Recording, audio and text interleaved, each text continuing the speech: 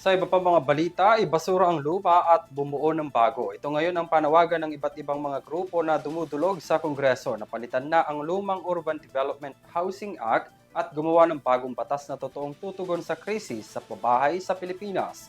Si Graciela Corazon magbabalita. Kasabay ng World Habitat Day 2025, nanawagan ng iba't ibang grupo mula sa iba't ibang lugar sa bansa na magsagawa ang Kongreso ng isang komprehensibong batas para sa pabahay ng mga maralitang Pilipino. Nagsagawa ng kilos protesta ang grupong Trisectoral Campaign on the Right to Adequate Housing sa harap ng House of Representatives upang himukin ang Kongreso na magsabatas ng bagong komprehensibong batas na tutugon sa mga pangunahing pangangailangan ng mga maralitang Pilipino.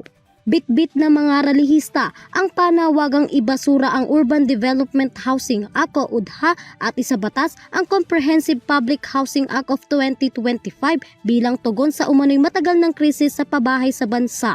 Ayon sa tagapangulo ng Lupa Pilipinas na si Vicente Alban, ang kanilang panawagan ay magkaroon ng makatao, seguridad at ligtas na pabahay para sa lahat. Panawagan namin dapat ang pabahay ng gobyerno ay lagi ng serbisyo ang katangian.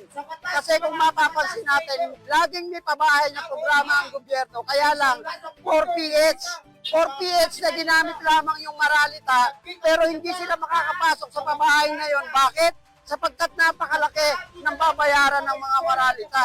Alam naman natin ang mga maralita halos ay mga kung ano lang ang trabaho, walang permis. Dito sa kanilang pabahay, lalong-lalo na sa nasyonal, ang pabahay nila ay lagi ng may kaakibat na negosyo. Bakit? Kasi ito ay uutangin ng pondo mula sa mga pribadong bangko at ang gagawa ay mga tambuhalang developer.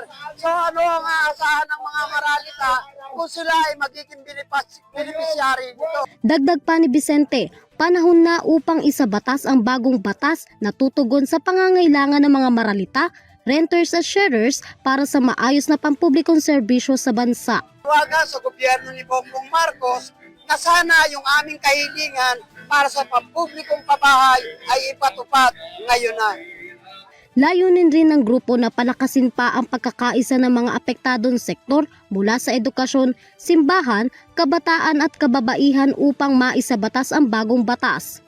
Giit naman ni Pablo Rosales, tagapangulo ng Mangisda Pilipinas, ibigay sa publiko ang karapatan para sa mga pabahay sa bansa. Mula raw nang maisabatas ang UDHA, hindi ito nagbigay serbisyo para sa katulad nilang mga maralita. Ang aming i-offer na bagong batas bilang pamalit sa UDHA.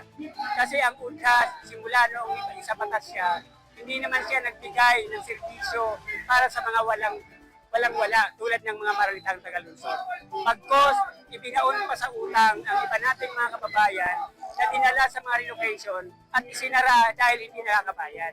So ngayon ang panawagan namin dapat ang pabahay ay serbisyo, hindi dapat negosyo.